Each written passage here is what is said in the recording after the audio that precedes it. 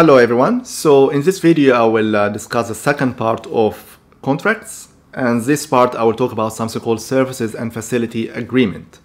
So in simple terms, the way that a practice or a facility provider or a practice owner will engage an associate is as follows. There will be a contract where the associate dentist basically or simply will pay the facility provider or the dental practice a fee every month to cover them using this facility, using the chair, using the rooms, using their marketing, their staff, their materials, their equipment. So as a dentist, you will have a company under your name, you'll have your own ABN, and how you are employed within your company is something between you and your accountant. And then you will see your patients, you'll probably negotiate before you start how many hours you want to work, how there will be like certain fees in the practice as well, like a default fees that will let you know about, and you can choose whether you want to follow it or you want to have a different fee schedule. You probably have more control in your appointment bookings, how long you need for each procedure, what kind of procedure you want to do. The more you can negotiate beforehand, the better the relationship will be between you and the facility provider.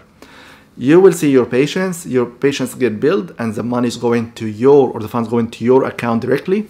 And then at the end of the month, the facility provider will give you kind of like information, how many patients you've seen, how much you've generated, and then you will pay the practice a facility fee. This facility fee could be a commission or a percentage. The most common is 35, 65, or 40, 60, depends on the area and the practice. So let's say you made $100 in that month. This patient will pay the $100. The $100 will go to your account, and at the end of the month, you will pay the facility provider or the practice $60 plus GST. And then you retain your $34 minus GST, and you will claim your GST back from the ATO. The advantage of this contract for an associate is you will have more control on how you manage your taxation. You have more control on how you manage your superannuation as well, how you manage your leaves. You just basically have more control on your funds. You're getting paid into your account. So if you hear those stories about practice owners delaying payments for dentists, you wouldn't have the problem because you're in control of those funds anyway. From a practice owner perspective as well, probably if everything is well defined in the contract, then it makes the relationship a lot easier in terms of handling funds, because the practice owner doesn't have to worry about paying the tax or superannuation or certain entitlements as well. This will be managed by the associate. The thing about SFA or Service Facility Agreement, the more control the practice owner will have in the contract, the higher chance that this contract can be considered an employment contract with its own risks.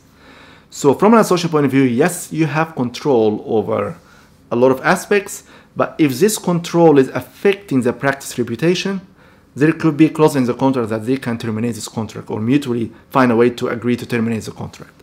For example, you're allowed to dress whatever you want to dress, for example, but if you walk into the practice wearing a Borat swimsuit and it's going to affect the reputation, they have every right to consider this a breach and terminate your contract.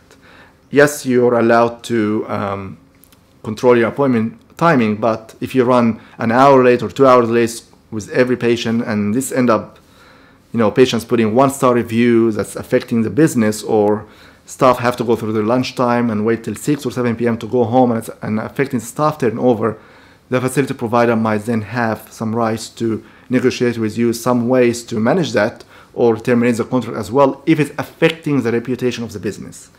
So there is control, but there is also, I would say, responsibility and accountability. The more control you have, the more you are responsible to make sure you don't abuse this control. This contract is very common among experienced dentists.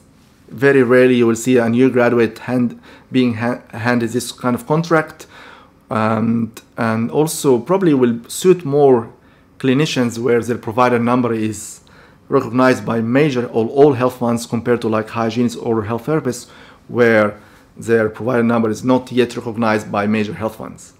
If If you find this information helpful, please make sure you like and share it with your friends. If you have any questions, make sure you ask me. I'm happy to answer you. Not a legal question, of course, just a general question. And subscribe to my channel so I can provide you with more content. In the next video, I will talk about the third type of contract, which is contractor or locum contract. Thank you very much for listening. It means a lot to me.